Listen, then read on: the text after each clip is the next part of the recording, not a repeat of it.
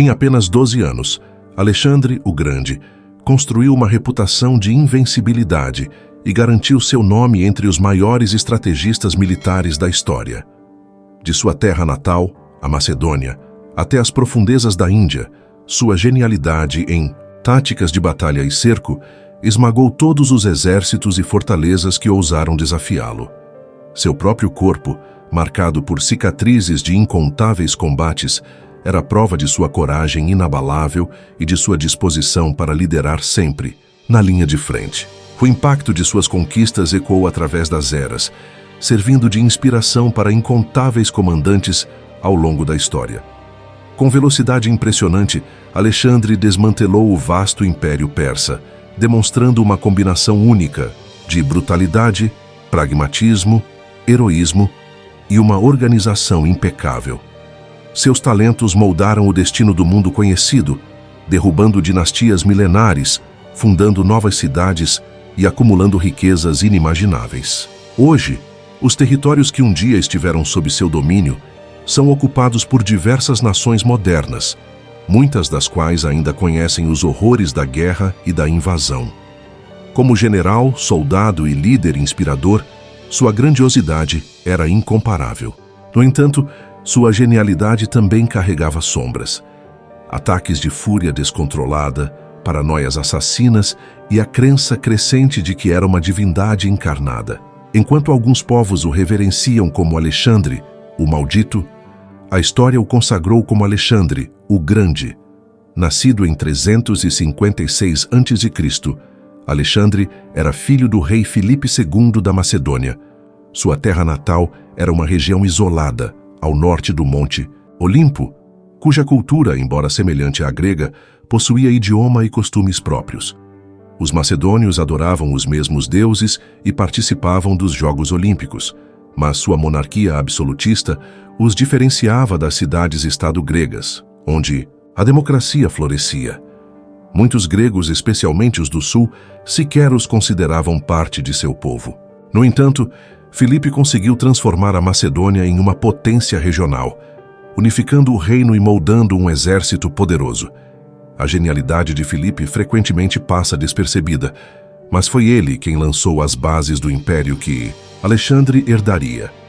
Ao assumir o trono em 358 a.C., a Macedônia era uma terra dividida e cercada por inimigos. Filipe reorganizou seu exército, fornecendo terras aos soldados para garantir sua lealdade. Reformulou as armas e revolucionou as táticas de combate. Graças a essas mudanças, consolidou a Macedônia tanto contra os bárbaros do norte, quanto contra os gregos ao sul. Nesse cenário, Alexandre cresceu, recebendo uma educação que desafiava tanto sua mente quanto seu corpo. Desde jovem, Alexandre demonstrava inteligência aguçada e físico robusto. Era um atleta excepcional, um cavaleiro habilidoso e, como qualquer nobre macedônio, um caçador apaixonado. Uma das histórias mais conhecidas de sua infância envolve a conquista de seu lendário cavalo, Bucéfalo. Um renomado criador de cavalos, da Tessália trouxe ao rei Filipe um magnífico garanhão, mas nenhum dos tratadores conseguiu domá-lo. Alexandre, observando atentamente, percebeu algo que ninguém notara. O animal se assustava com a própria sombra. Com paciência e destreza, acalmou-o, virou-o na direção do sol e montou, cavalgando com maestria. O feito emocionou seu pai, que, tomado pela admiração, declarou: "Filho, você deve encontrar um reino grande o suficiente para suas ambições, pois a Macedônia é pequena demais para você." O cavalo Bucéfalo tornou-se o companheiro inseparável de Alexandre, acompanhando-o em todas as suas campanhas, da Grécia até a Índia. A tradição conta que Bucéfalo viveu até os 28 anos, uma idade respeitável para um cavalo de guerra. Seu vínculo com Alexandre era tão forte que, após sua morte em batalha, o rei fundou a cidade de Bucéfala em sua homenagem. Aos 13 anos, Alexandre iniciou sua educação formal na Escola de Pajens Reais, um centro de formação da elite macedônica localizado em Miesa, um refúgio tranquilo longe das distrações da corte. Lá estudou sob a tutela de Aristóteles, um dos maiores filósofos da antiguidade. Aristóteles incutiu nele uma profunda admiração pela filosofia, uma sede insaciável por conhecimento e uma reverência pela cultura grega. No entanto, foi seu pai quem lhe proporcionou a experiência prática do governo e da guerra. Aos 14 anos, enquanto Filipe estava em campanha, Alexandre foi nomeado regente e enfrentou sua primeira crise. Uma revolta da tribo Trácia dos Medos. Demonstrando maturidade além de sua idade, marchou contra os rebeldes, tomou sua capital e fundou ali uma colônia militar, batizando-a de Alexandrópolis. 2 anos depois, em 338 a.C., Alexandre comandou a cavalaria na Batalha de Queroneia, onde a Macedônia esmagou as forças de Atenas e Tebas, consolidando a supremacia de Filipe sobre a Grécia. Com um exército moderno e altamente disciplinado, Filipe havia transformado a Macedônia em uma potência dominante, preparando-se para sua maior ambição: invadir o Império Persa. Entretanto, antes que pudesse concretizar seus planos, foi assassinado em 336 a.C. por Pausânias, um de seus guarda-costas. O trono passou para Alexandre, que aos 20 anos encontrou-se no centro de uma crise. Territórios recém-conquistados tentaram se libertar do domínio macedônico e rebeliões surgiram na Grécia e nos Balcãs. Porém, contando com o exército que seu pai havia forjado e demonstrando uma liderança nata, Alexandre agiu com rapidez e decisão para reafirmar seu poder. As cidades-estado gregas tinham visões divergentes sobre Alexandre.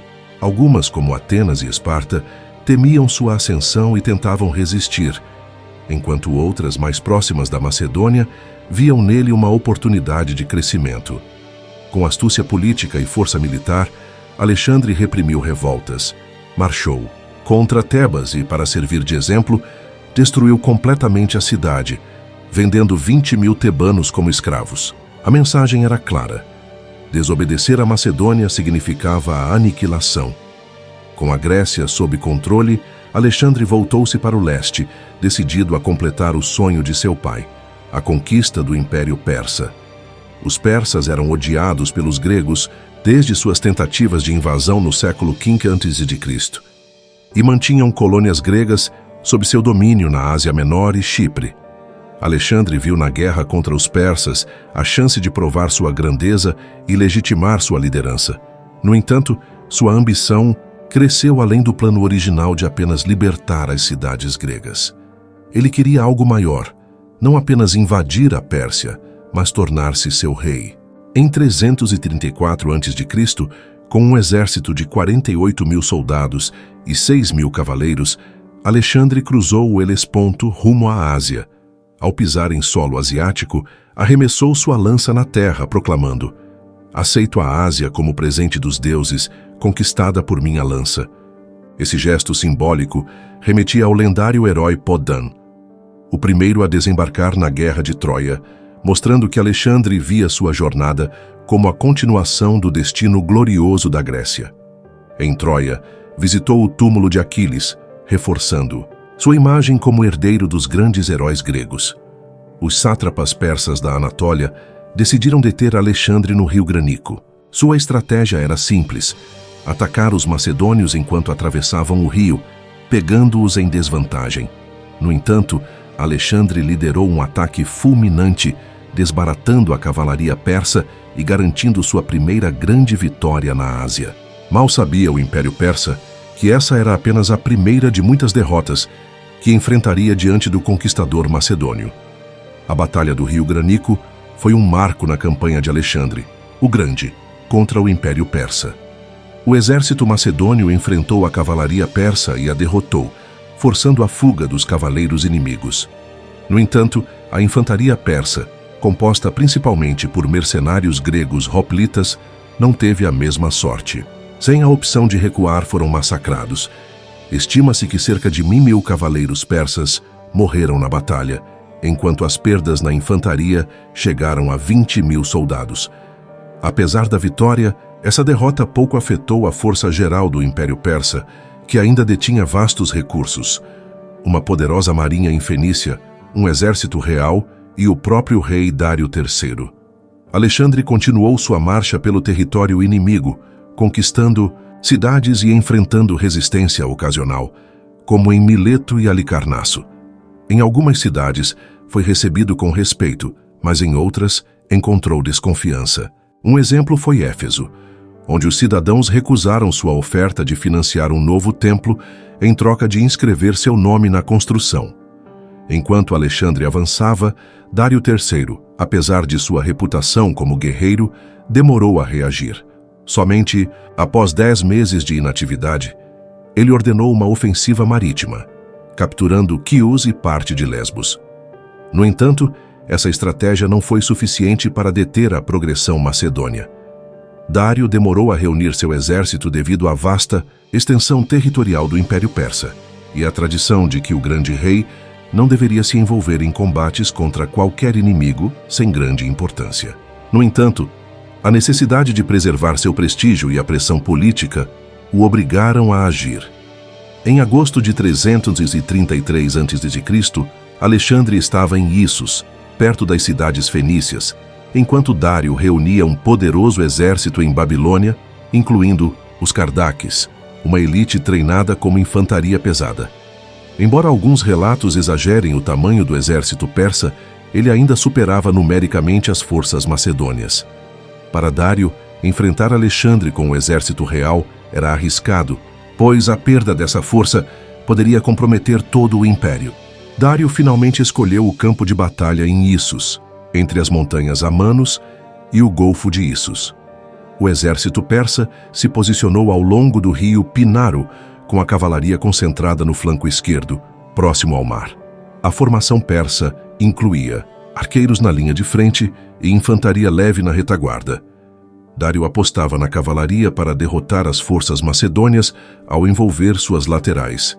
Alexandre, por sua vez, organizou suas tropas meticulosamente. Seu plano era iniciar o combate pela direita. Afastando o inimigo do rio com ataques sucessivos, ele reforçou seu flanco esquerdo com cavalaria tessália e destacou uma força para conter as tropas persas posicionadas nas montanhas. A batalha começou com Alexandre liderando um ataque direto ao ponto de inflexão da linha persa. A elite macedônia avançou com força, rompendo a formação inimiga. Ao mesmo tempo, a cavalaria companheira cruzou o rio e atacou o flanco esquerdo persa, causando desordem. Enquanto isso, a luta no centro do campo de batalha era acirrada, especialmente contra os hoplitas gregos aliados de Dário. O momento decisivo veio quando Alexandre, à frente de sua cavalaria de elite, investiu diretamente contra Dário. Temendo por sua vida, o rei persa fugiu, provocando o colapso do exército persa. Em menos de 1 hora, a batalha estava decidida. Os macedônios perseguiram os soldados em retirada, causando enormes perdas. Relatos indicam que um desfiladeiro ficou tão cheio de cadáveres que os macedônios puderam atravessá-lo caminhando sobre os corpos. As perdas macedônias foram mínimas em comparação. Com a vitória, Alexandre capturou o trem de bagagem de Dário e uma fortuna de 3.000 talentos, resolvendo seus problemas financeiros. Além disso, a Batalha de Issos marcou um golpe devastador para os persas, que nunca mais reuniriam uma força de infantaria tão poderosa. A conquista da costa fenícia eliminou a marinha persa como uma ameaça, permitindo a Alexandre continuar sua campanha. No entanto, Tiro, uma das principais cidades fenícias, recusou-se a se render. Construída sobre uma ilha fortificada por muralhas de 150 pés de altura, a cidade parecia inexpugnável. No entanto, Alexandre não podia deixá-la para trás, pois precisava neutralizar as bases navais persas antes de avançar para o leste. O cerco a Tiro foi uma das campanhas mais exigentes de Alexandre. Ele ordenou a construção de um grande aterro para conectar a ilha ao continente, um feito de engenharia impressionante. Apesar dos ataques dos defensores, os macedônios persistiram, usando torres de cerco e navios para pressionar a cidade. Em julho, após meses de luta, Alexandre finalmente invadiu Tiro. A cidade sofreu pesadas represálias. Milhares de cidadãos foram mortos, 30.000 vendidos como escravos e 2.000 crucificados. Após Tiro, Alexandre rejeitou uma oferta de paz de Dário, que propunha ceder terras até o rio Eufrates, em troca do fim da guerra. Muitos macedônios consideraram a proposta vantajosa, pois significaria a vitória e a consolidação do domínio sobre a Ásia Menor. No entanto, Alexandre recusou, mostrando que sua ambição ia além do que seus generais esperavam. Para ele, a campanha estava longe de terminar, e a conquista total do Império Persa era seu verdadeiro objetivo. Quando as forças persas perceberam que estavam cercadas pela poderosa cavalaria dos companheiros de Alexandre, o pânico se espalhou rapidamente pelo campo de batalha. Os cavaleiros persas, incapazes de resistir ao cerco, abandonaram suas posições e fugiram em desordem, deixando para trás seus aliados de infantaria, que não tiveram a mesma sorte. Os hoplitas gregos mercenários que lutavam ao lado dos persas, com seus escudos firmemente entrelaçados em formação defensiva, não conseguiram escapar e foram completamente aniquilados. Estima-se que cerca de 1000 cavaleiros persas tenham perecido nesse confronto. Mas as perdas na infantaria foram ainda mais devastadoras, chegando a impressionantes 20.000 mortos, a maioria dos quais caiu após a batalha já estar perdida. Essa vitória no Rio Granico garantiu a Alexandre um ponto estratégico crucial para sua incursão na Ásia Menor, proporcionando-lhe uma base de operações segura. No entanto, essa derrota, por mais impactante que tenha sido, pouco afetou a estrutura colossal do Império Persa.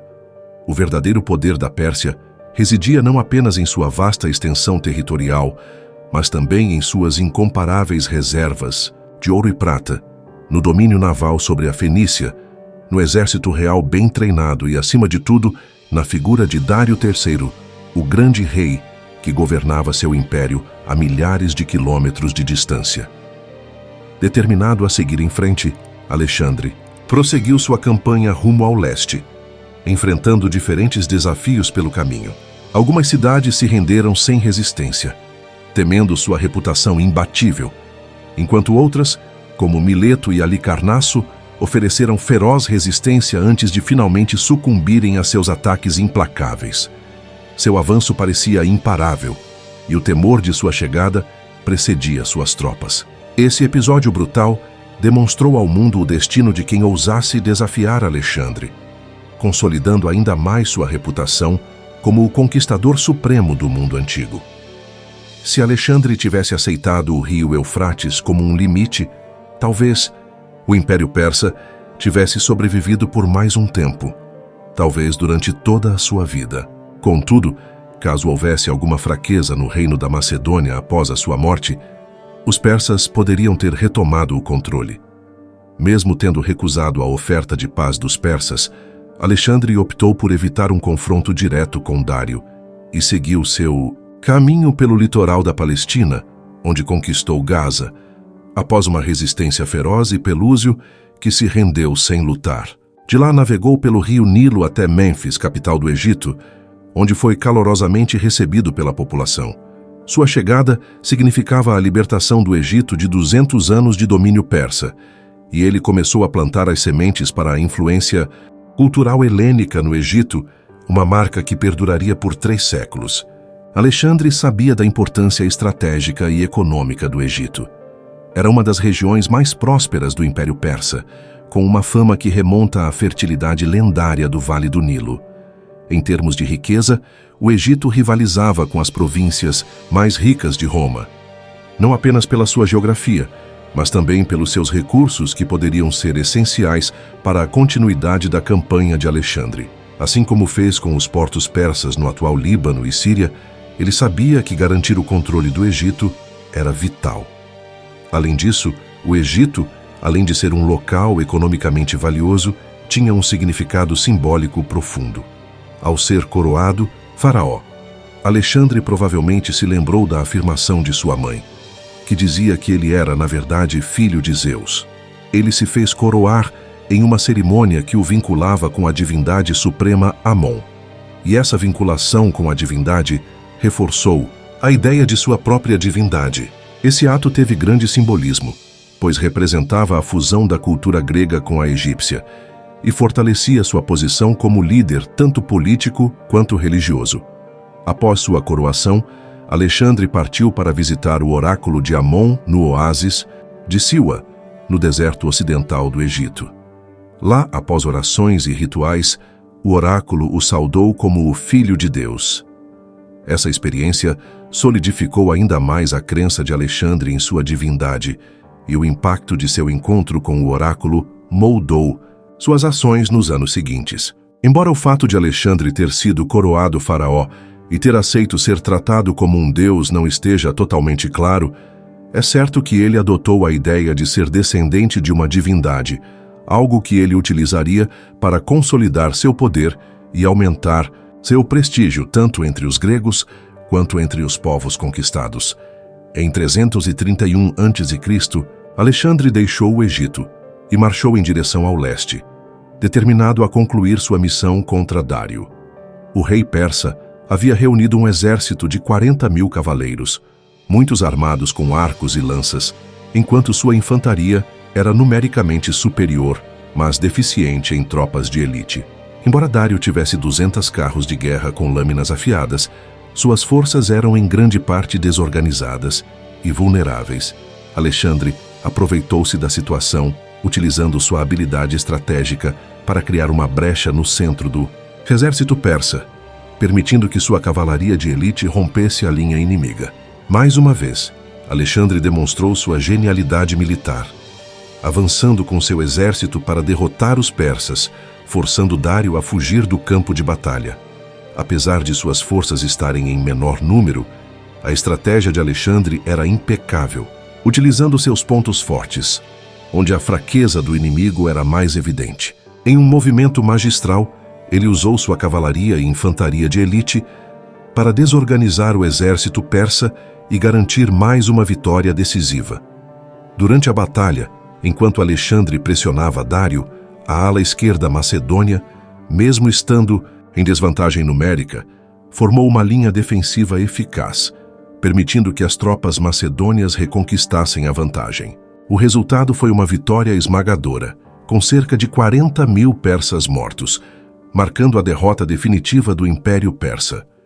Depois de sua vitória, Alexandre decidiu consolidar o controle da região antes de perseguir Dário, onde se apossou de uma imensa fortuna em ouro e prata, além de distribuir riquezas entre suas tropas. Em seguida, marchou para a cidade de Persépolis, o coração espiritual do Império Persa. Ao entrar na cidade, ele encontrou um tesouro imenso, representando 300 vezes a receita anual do Império Ateniense. Após o inverno, Alexandre preparava-se para finalmente eliminar Dário de vez.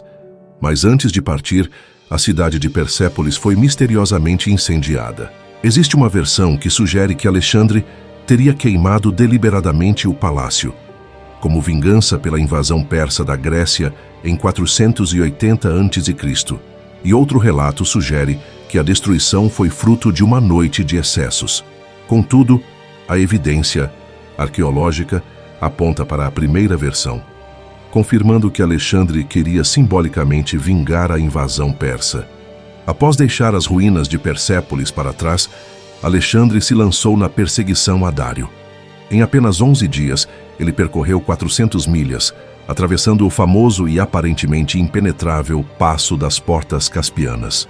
Mas, quando finalmente alcançou Dário, descobriu que o rei persa havia sido assassinado por seu próprio satrapa, Besso. Essa morte marcou o fim da resistência persa, mas também desafiou Alexandre a lidar com uma nova questão: como integrar a cultura persa em seu império, ao mesmo tempo que mantinha o controle sobre seu exército grego. A partir de 331 a.C., Alexandre começou a nomear persas para posições de poder em seu império, estabelecendo uma política de integração cultural. Ele entendia que não poderia manter suas conquistas apenas pela força militar. Ao conquistar a antiga Pérsia, ele também adotou certos aspectos da cultura persa, nomeando altos oficiais persas como satrapas e criando um regime que tentava conciliar as elites gregas e persas. Alexandre sabia que, para governar eficazmente, precisava estabelecer uma base consensual em vez de governar por pura força. A adaptação de Alexandre às culturas locais não era uma novidade em sua estratégia, e ele aplicou isso de maneira eficaz em várias partes do império, pacificando regiões que estavam constantemente em revolta. Essa abordagem o ajudou a garantir a estabilidade em sua vasta e crescente esfera de influência, permitindo-lhe avançar para campanhas mais difíceis, como a invasão da Índia em 327 a.C. Apesar das dificuldades, como o descontentamento crescente das suas tropas, Alexandre seguiu com seu plano de expandir ainda mais seu império, uma empreitada que o levaria ao ponto mais distante de sua carreira militar. Durante a batalha, a cavalaria macedônia foi posicionada para atacar pelo flanco da cavalaria indiana. Ao virar 90 graus, os cavaleiros indianos avançaram, abrindo uma brecha na linha de defesa, o que foi prontamente explorado pela cavalaria da esquerda macedônia. Aproveitando o momento, eles atravessaram a linha inimiga e atingiram esse ponto, fraco exatamente no instante em que Alexandre também atacava de outro lado. Isso causou uma devastadora destruição na ala de cavalaria indiana. Simultaneamente, a infantaria macedônia, com os falangistas e o apoio dos hipaspistas, avançava pelas laterais, pressionando ainda mais os inimigos. A luta foi feroz. Embora os elefantes indianos tenham provocado grandes perdas ao esmagar centenas de soldados macedônios, Alexandre já havia previsto esse tipo de ameaça e tomou medidas rápidas. Ordenou que seus arqueiros e lançadores de dardos concentrassem fogo nos elefantes da frente, enquanto os falangistas cuidavam dos mahuts, os condutores dos elefantes. Enquanto isso, a cavalaria indiana de outra ala chegou para tentar virar o jogo, mas foi derrotada pelas forças de Alexandre, sendo forçada a recuar em direção à sua própria infantaria. Sem os mahuts e enfurecidos pelos ataques, os elefantes, descontrolados, passaram a avançar sobre as próprias fileiras indianas, criando uma carnificina dentro das suas linhas. A princípio, estavam protegidos pelas tropas, mas com os macedônios cercando-os de 3 lados, os elefantes desgovernados atravessaram o campo e fugiram para as tropas índias ainda inativas.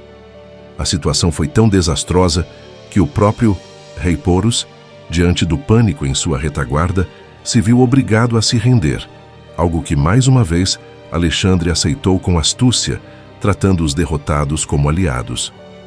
Após essa vitória crucial, a campanha na Índia continuou, mas o exército de Alexandre já mostrava sinais de cansaço. Já haviam se levantado murmúrios sobre a necessidade de parar de avançar, especialmente após a conquista das terras persas. Mas foi na Índia que os protestos de seus soldados se tornaram mais intensos. No verão de 326 a.C., distante mais de 100 milhas a leste, o exército se recusou a seguir em frente. O moral estava baixo após mais de 2 meses de chuvas monsônicas, e a notícia sobre os enormes exércitos indianos os assustava ainda mais. Os soldados estavam exaustos, suas roupas estavam rasgadas, e muitos já haviam trocado os trajes macedônios pelos vestígios da cultura persa. Muitos companheiros haviam morrido ao longo da jornada ou se estabelecido nas cidades fundadas por Alexandre ao longo do caminho, e o desejo de retornar para casa começou a tomar conta. A guerra parecia interminável, e os soldados queriam o direito de ver suas famílias novamente, sentindo que haviam cumprido sua parte. Esse foi o verdadeiro fator que levou ao fim das conquistas de Alexandre no Oriente. O próprio Alexandre, frustrado e desiludido, teve que ceder à pressão de seus homens. Apesar disso, ele não abandonou totalmente sua ambição pela Índia. Continuou a avançar para conquistar o Vale do Indo e chegar até o mar, enfrentando mais desafios. Atravessou mais de 400 milhas de terrenos inóspitos e quentes até chegar ao grande forte de Malton, onde foi gravemente ferido por uma flecha que perfurou seu pulmão. Embora sua morte tenha sido inicialmente prevista, Alexandre, com seu notável poder de recuperação, sobreviveu à lesão, como fizera em várias outras ocasiões durante sua campanha, quando foi atingido por catapultas ou sofreu fraturas de ossos, atravessando o deserto de Gedrosia, no atual Irã, com o exército faminto e cansado. as condições se tornaram extremamente adversas, tornando-se um dos maiores desafios de sua jornada. Embora as fontes antigas exagerem a tragédia dessa travessia, há indícios de que o comandante se preparou o melhor possível para a jornada. A realidade das perdas humanas, especialmente nas retaguardas do exército, ficou marcada pela quantidade de mortes entre os acompanhantes e civis, mas os soldados de elite sofreram menos. É possível que a história tenha sido aumentada para refletir o autoritarismo de Alexandre, como uma forma de mostrar seu ego desmedido, ao tentar repetir o fracasso de Ciro, o Grande. Ao retornar à Babilônia, Alexandre construiu uma grande frota, com o objetivo de estabilizar o comércio na região do Golfo Pérsico e estabelecer uma rota comercial permanente com o Egito. Contudo, seus planos foram interrompidos de maneira abrupta, após ser atingido por uma febre misteriosa, possivelmente malária. E depois de uma noite de bebedeira, Alexandre faleceu em 10 de junho de 323 a.C., pouco antes de completar 33 anos. Nesse momento, seu império ainda estava no auge, e sua habilidade militar era incontestável, assim como sua capacidade de inspirar seus homens. A pergunta que fica é: qual é o legado duradouro de Alexandre e o que ainda nos falta entender sobre ele? Embora seja inegável que ele se beneficiou das reformas militares de seu pai, Filipe II, ele também foi reconhecido como um comandante excepcional que soube motivar suas tropas e fazer com que quisessem seguir sua liderança. A questão que permanece é: ele realmente acreditava ser um deus? Embora não possamos ter certeza do que se passava em sua mente, algumas fontes sugerem que Alexandre questionava a ideia de sua divindade, como quando, ao ser ferido, apontou para o sangue que escorria de sua ferida e disse que se tratava de sangue humano, não divino. Mesmo que ele não tenha se levado tão a sério como um deus, havia um culto crescente que o cercava, com cidades gregas discutindo sua divindade. De fato, o poder absoluto que ele exercia podia ter levado alguns a associá-lo com algo superior. Mas até que ponto isso era verdadeiro e até que ponto era uma pressão social? A conexão entre poder e divindade na sociedade antiga era bastante forte, e isso pode ter levado muitos a verem Alexandre como uma figura divina. Agora, ao analisarmos o Império de Alexandre, vemos que sua conquista não foi algo efêmero. Seu domínio e suas ações visavam a criação de uma base sólida. Ele fundou cidades, estabeleceu administrações e gerou uma fusão cultural que perdurou além de seu tempo.